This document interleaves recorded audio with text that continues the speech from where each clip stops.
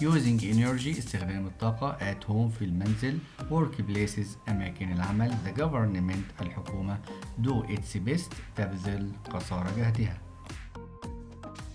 exert great efforts تبذل جهود عظيمة spare no efforts لا تدخر جهدا to improve لتحسين relation علاقة is considered يعتبر source مصدر resource مورد prosperity الرخاء flourishing الازدهار keep it clean المحافظة على نظافة to avoid لتجنب water crisis أزمة المياه adopt projects تتبنى مشاريع